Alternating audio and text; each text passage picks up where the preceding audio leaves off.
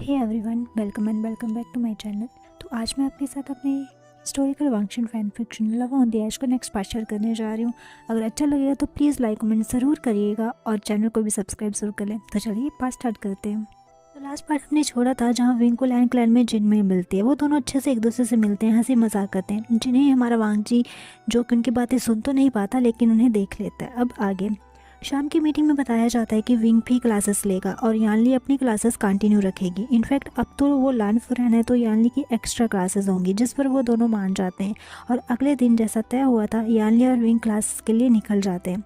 Class को दो हिस्सों में बांटा गया था, जिसमें एक तरफ गुसू के बच्चे बैठते थे और एक तरफ दूसरे क्लैन के 15 से 17 साल के एज के बच्चे इन क्लासेस को अटेंड करते थे। लेकिन इससे ज़्यादा एज के बच्चे भी क्लासेस अटेंड कर सकते थे अगर किसी कारणवश वो पहले ना कर पाए हों, जैसे कि हमारी यानली जो कि अभी 19 साल की है। हाँ, वो लास्ट निशान से 1 साल बड़ी है, जिनका उन दोनों का या उनके क्लैन को फ़र्क नहीं पड़ता।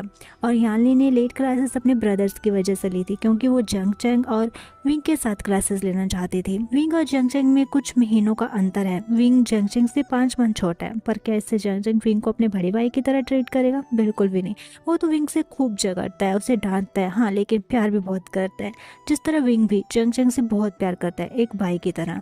और उसकी लेग पुलिंग भी करता रहता है, जैसे वो अभी भी कर रहा है क्लास में जाते टाइम।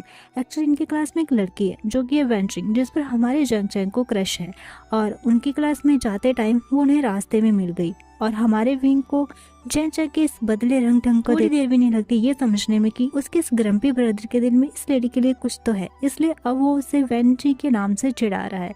और हमारा जंग चैंग चिढ़ने के साथ साथ ब्लश भी कर रहा है। और ऐसे ही मस्ती मजाक करते ये लोग क्लास में बैठ जाते हैं।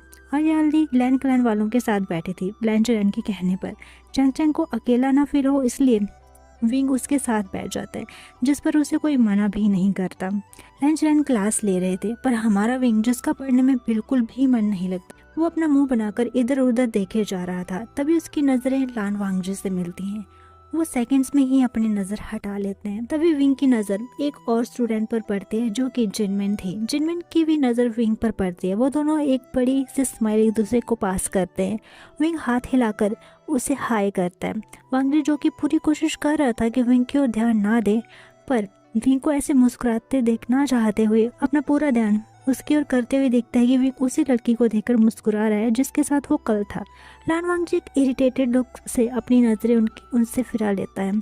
थोड़ी देर के बाद जैसे ही इनकी क्लासेस ख़त्म हो जाती हैं, सब बच्चे धीरे धीरे क्लासेस से बाहर चले जाते हैं। तभी जिनमिन विंग के पास आती है, जो कि जंग चैंग के साथ बाहर जाने वाला था। वो विंग को यंग मास्टर कह के वो करती हैं। तभी विंग उस पर झूठा गुस्सा दिखाते हुए बोलता है कि कल उसने बोला था कि अब हम दोस्त हैं तो वो उसे अर्शन कह के बुला सकती है। इस पर वो कहती है कि माफ़ करना, आदत से मजबूर मुँह से निकल गया, लेकिन वो आगे से ध्यान रखेगी। तभी जंग चैंग उसके बारे में पूछता है तो वो उसे जंग चैंग से मिलवाता है। वो पोलाइटली जंग चैंग से भी मिलती है। जंग चैंग को भी उससे मिलकर अच्छा लगता है, लेकिन वांगजी को बिल्कुल भी अच्छा नहीं लग रहा था, जो कि रूम की डोर के थोड़ा सा पास पहुंच गया था। पर जिनमिन के विंग को अप्रोच करते ही वो वहाँ पर रुक जाता है। वो देखता है कि विंग कितनी कंफर्टेबली इस लड़की से बात कर रहा है हंस हंस के। वांगजी बहुत इरिटेट फील करता है और विंग के पास जाकर खड़ा हो जाता है।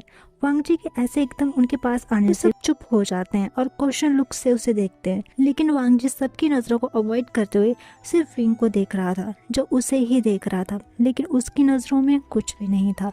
वांगजी और ज़्यादा इरिटेट फील करता है विंग की इन खाली नज़रों से। वो कोल्डली कहता है, लाइब्रेरी चलो अपनी पनिशमेंट पूरी करने। इस पर जंग चैंग कहता है, अभी 1 घंटा है, ये आ जाएगा कल वाले टाइम पर। इस पर वांगजी जो कि अपनी बात कह के वहाँ से जाने वाला था, वो जंग चैंग की बात सुनकर रुक जाता है और मुड़कर विंग की ही ओर देखकर कहता है, नहीं अभी चलो। और सबको डम्फाउंडली वहाँ छोड़कर विंग को बाजू से पकड़कर लाइब्रेरी ले जाता है। विंग की बातों को पूरी तरह इग्नोर करता हुआ, जो कि उसे बोल रहा था कि लॉन वांगजी मुझे छोड़ो, मैं खुद चल सकता हूँ, तुम्हें मुझे ऐसे ले जाने की ज़रूरत नहीं है। पर वांगजी पूरी तरह विंग की बातों को अनसुना कर बिना उसकी बाजू छोड़े वहाँ से उसे लेकर चले जा रहा था। लेकिन कोई था जो कि ना ही विंग की बात को अनसुना कर पा रहा था, ना ही वांगजी के एक्शंस को। वो गुस्से में अपनी मुट्ठी भींच लेता है और अपने दांत पीसते हुए कहता है, यूजलेस। वो इंसान गहरी सांस लेता है और वहाँ से चला जाता है। लाइब्रेरी पहुंचकर वांगजी विंग की बाजू छोड़कर अपनी जगह ले लेता है और एक बुक लेकर पढ़ने लगता है। विंग वांगजी को थोड़ी देर ऐसे ही खड़े रहकर घूरते रहता है और फिर पैर पटक कर अपनी जगह बैठता है और रूल्स कॉपी करने लगता है और मन में सोचता है, मुझे लगता है कि अब मुझे दूसरा ही तरीका अपनाना पड़ेगा, वरना मैं तो 7 जन्म लगाकर भी ये रूल्स 1000 बार कॉपी नहीं कर पाऊंगा। और वैसे भी मैं कुछ गलत तो नहीं करूंगा, मैं बस अपनी हेल्प ही कर रहा हूँ और ऐसा करना तो गलत तो नहीं है, हेल्प तो सबकी करनी चाहिए, खुद की भी। हाँ, और तुम लान वांगजी रुक जाओ, अब देखना मैं तुम्हें कितना बड़ा शौक देता हूँ। मुझे पता है जो काम मुझे पसंद नहीं वो करवा कर तुम मुझसे बदला ले रहे हो, पर अब और नहीं। ये सोचकर विंग एक डेविलिश से स्माइल करता है। वांगजी जो साइड आइज से विंग को ही देख रहा था, वो ये सोचता हुआ साई करता है कि विंग कभी बोलना नहीं बंद कर सकता।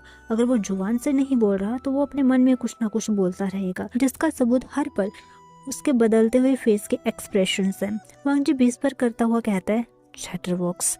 अब हमें इवनिंग का टाइम दिखाया जाता है, जहाँ विंग लेडी एहान के साथ बैठा टी एंजॉय कर रहा था। तभी लेडी एहान पूछती हैं विंग से कि यहाँ उसे कैसा लग रहा है, वो कंफर्टेबल तो है यहाँ पर, ये जुनविंग वापस जाना चाहता है।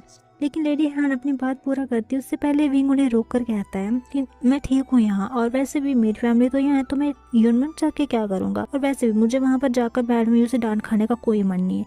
इस पर लेडी एहान कहती है कि वो बस तुम्हारी कुछ ज़्यादा ही चिंता करती हैं, तुम्हें पता है ना। इस पर विंग मुँह बनाते हुए कहता है, हाँ हाँ मुझे पता है, लेकिन आप भी जानती हैं ना कि मैं आपका बेटा हूँ, सब संभाल सकता हूँ, और अब तो मैं 17 साल का भी हो गया हूँ, और मेरी कोर। इस पर लेडी एहान कहती है, 18 की, अब तुम्हें ज़्यादा ध्यान रखना होगा।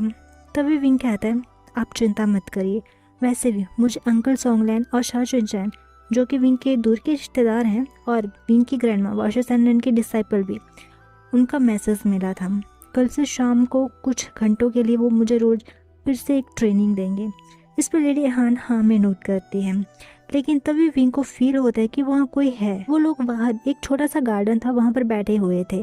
तो विंग उस तरफ देखता है जहाँ से उसे ऐसे लग रहा था कि कोई था, पर उसे सुनसान जंगल के अलावा और कुछ नहीं दिखता। तभी लेडी एहान कहती है, क्या हुआ। इस पर विंग कहता है, कुछ नहीं। तभी लेडी एहान ये बोलकर कि उसे रात के खाने की तैयारी करनी है, वो वहाँ से चली जाती है। विंग उनके जाते ही अपनी सोच में पड़ जाता है और सोचता है कि कल वो इस बारे में अंकल शिंगशेन से डिस्कस करेगा। उसके बाद रात को उसने जैसा प्लान किया था, सबके सोने के बाद थोड़ा जंगल एरिया में जाता है और अपनी फ्लूट प्ले करता है। तभी वहाँ पर रेड कलर का फॉग आने लगता है, जो कि विंग के चारों ओर घूमने लगता है, और थोड़ी देर बाद वो रेड फॉग विंग के सामने इकट्ठा होकर एक शक्ल लेने लगता है, और उसमें से एक बहुत ही खूबसूरत लड़की, जिसने रेड कलर के हामू पहने हुए थे और रेड कलर का मेकअप किया हुआ था, वो उसके आगे खड़ी हो जाती है और विंग को मास्टर कह के बो करती है। विंग फ्लूट बंद करके उसे देखता है और वो कहती है, मास्टर आपने इतने दिनों बाद मुझे याद किया, बताइए मैं आपकी कैसे मदद कर सकती हूँ। इस पर विंग कहता है, चिंग चिंग, तुम्हें मैंने बहुत याद किया, तुम आज भी हमेशा की तरह बहुत खूबसूरत लग रहे हो। इस पर वो लड़की कहती है, मास्टर फ्लर्ट करना बंद करिए। इस पर विंग जोर जोर से हंसता है और कहता है, अच्छा नहीं करता, मुझे तुम्हारी मदद चाहिए। ऐसा कह के वो एक स्माइल उस लड़की को देता है, और दूसरे पर वो दोनों विंग के बेडरूम में होते हैं, जहाँ वो लड़की अपने दोनों हाथों से बहुत ही तेजी से पूरा विंग की राइटिंग में रूल्स कॉपी कर रही थी विंग के लिए, जो कि उसने 300 टाइम एक आवर में लिख दिए थे, जिसे देखकर विंग बहुत खुश हो जाता है और कहता है, आज के लिए बस इतना ही, बाकी हम कल करेंगे। ऐसा कह के वो उस लड़की को वहाँ से भेजकर आराम से सो जाता है और कहता है, थैंक यू चिंग चिंग। चिंग चिंग एक डीमन है जो कि बहुत ही शक्तिशाली है। हज़ारों सालों से वो एक केव में बंद थी, जिसे विंग ने अपने 10 साल की एज में आज़ाद किया था। चिंग चिंग को उन्हीं के कुछ प्रजातियों ने बंद कर दिया था धोखे से, लेकिन कैद होने से पहले उसने उन सबको मार दिया था। और जब विंग ने उसे आज़ाद किया तो तब से उसने विंग की रक्षा करने की कसम खा ली, और ये डीमन अपनी लॉयल्टी के लिए जाने जाते थे, इसलिए विंग ने इस पर यकीन भी कर लिया, और जो कि इस यकीन पर खरी भी उतर रही थी। ये सोचते सोचते विंग नींद के आगोश में चला जाता है। दूसरी ओर लान वांगजी, जो कि पूरी कोशिश कर रहा था सोने की, लेकिन नींद उसकी आंखों में कहीं भी नहीं थी। उसके दिमाग में वही बातें चल रही थी जो शाम के टाइम फिर से उसके जख्मों को खुरेदने के लिए कही गई थी। उसे याद दिलाया गया कि कैसे उसकी माँ अपने पति के प्यार के लिए तड़पती थी, और उसका पति दूसरी औरत के साथ चैन से रातें बिताता था।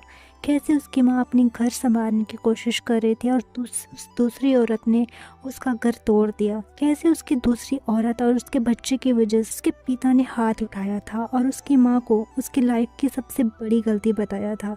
कैसे उसकी माँ डेथ बेड पर लेटी हुई थी अपने पति की एक झलक को देखने, पर वो नहीं आए। वो अपनी दूसरी औरत और उसके बेटे के पास खुशियाँ मना रहे थे और उसकी माँ आखिरी सांसें ले रही थी। वांगजी की आंखों से आंसू निकल जाते हैं और आंखों में गुस्सा उतर जाता है और मन में कहता है मुझे नफरत है तुम सबसे, मुझे नफरत है। अब हमें नेक्स्ट डे का सीन दिखाया जाता है जहाँ एज यूजल क्लासेस होती हैं और हमेशा की तरह विंग बोर होता है। लेकिन क्लास खत्म होने के बाद विंग वांगजी को पुकारता है, वांगजी। वांगजी विंग की आवाज़ सुनकर रुक जाता है जो कि क्लास के बाहर ही जा रहा था। विंग उसके पास जाता है और कल रात के नोट्स जिस पर 300 टाइम रूल्स कॉपी थे वो देखकर कहता है कि अब वो लाइब्रेरी नहीं आएगा, वो रात को नोट्स लिखकर उसे दे देगा। वांगजी इस पर कुछ रिएक्ट नहीं करता, इवन वो विंग की ओर एक बार भी नहीं देखता और नोट्स लेकर वहाँ से चला जाता है। विंग को वांगजी का ये बिहेवियर कुछ ऑड सा लगता है लेकिन वो सारे थॉट्स को शक कर देते हैं। अब दिन ऐसे ही बीतने लगते हैं। विंग क्लासेस अटेंड करता है, उसके बाद सही टाइम चला जाता है जहाँ से उसके अंकल उसे एक खुफिया जगह ले जाते हैं जहाँ वो प्रैक्टिस करता है और 7 बजे से पहले वो वापस लौट आता है और रात को चिन चिंग से नोट्स कॉपी करवाता है और ऑफ कोर्स उससे फ्लर्ट भी करता है। इन दोनों का रिश्ता मास्टर और से कहीं ज़्यादा दोस्ती का था, जो कि विंग का शौक है हर किसी को दोस्त बनाने का, तो उसने डीमन तक को नहीं जोड़ा। पर ऑफ कोर्स उन दोनों की दोस्ती एक लिमिट्स तक ही थी। बाकी विंग ने अपने अंकल से ये बात शेयर की थी कि आजकल उसे ऐसा लगता है कि उसका पीछा करता रहता है, कभी परछाई से भी कुछ दिखती है पर उस तक कभी विंग पहुंच नहीं पाया, तो वो इस पर जांच करेंगे, उन्होंने ऐसा विंग को कहा। दूसरी ओर वांगजी ने विंग को बिल्कुल ही कोल्ड शोल्डर दिखा दिया था। पहले किसी न किसी बहाने से बात होती थी पर वांगजी ने बिल्कुल ही विंग को इग्नोर कर दिया, खुद से दूर कर दिया, जैसे वो एग्जिस्ट ही नहीं करता हो। ना चाहते हुए पर विंग को बहुत फर्क पड़ रहा था। हाँ, उसे गुस्सा था जैसे वांगजी ने उसे ट्रीट किया, जो शब्द उसने उसके लिए बोले, उसकी माँ के लिए बोले, पर तब भी उसे पेन हो रहा है वांगजी के इस बिहेवियर से। उसे बहुत पेन हो रहा है और सेम ही पेन हो रहा था वांगजी को भी, या कह ले उससे भी ज़्यादा। विंग तो इधर उधर बातें करके थोड़ी देर के लिए अपना मन डिस्ट्रैक्ट भी कर ले, पर वांगजी किसके पास जाए।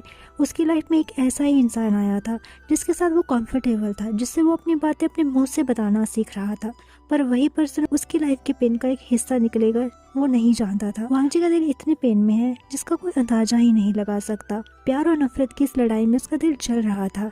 उसे सुकून चाहिए था, जिसके लिए हर बार की तरह वो उसी गार्डन में आया था, उन पनीज के पास, पर शायद उसकी लाइफ में अब सुकून कभी होगा ही नहीं, जिसका एहसास उसके सामने हो रही सीन ने उसे करवा दिया, जहाँ विंग की बाहों में जिनमिन थी। तो चलिए देखते हैं यहाँ क्या हुआ था। आज विंग जो लंजा को बहुत याद कर रहा था, अनजाने में उसके कदम उसे गार्डन में ले आए, जहाँ आकर वो बनी से खेलने लगा। लेकिन तभी उसे जिनमिन की आवाज आती है। विंग उसे देखकर थोड़ा हैरान हो जाता है और अपनी गोद में लिए हुए रैबिट को नीचे रखकर वो उठने ही वाला होता है, लेकिन तभी जिनमिन जो कि उसकी ओर ही आ रही थी उसके पैर में ठोकर लगती है और वो विंग पर गिर जाती है। अब सीन ऐसा था कि विंग नीचे बैठा हुआ था और ऑलमोस्ट जिनमिन उसके ऊपर थी, जिसकी बाजू विंग ने पकड़ी हुई थी और जिनमिन के दोनों हाथ विंग के कंधों पर थे और उनका फेस बहुत ही करीब था। इसी टाइम पर वांगजी वहां पर आ गया था। गाइस, तो आज के लिए बस इतना ही, मिलते हैं नेक्स्ट पार्ट में, तब तक के लिए bye bye and take care.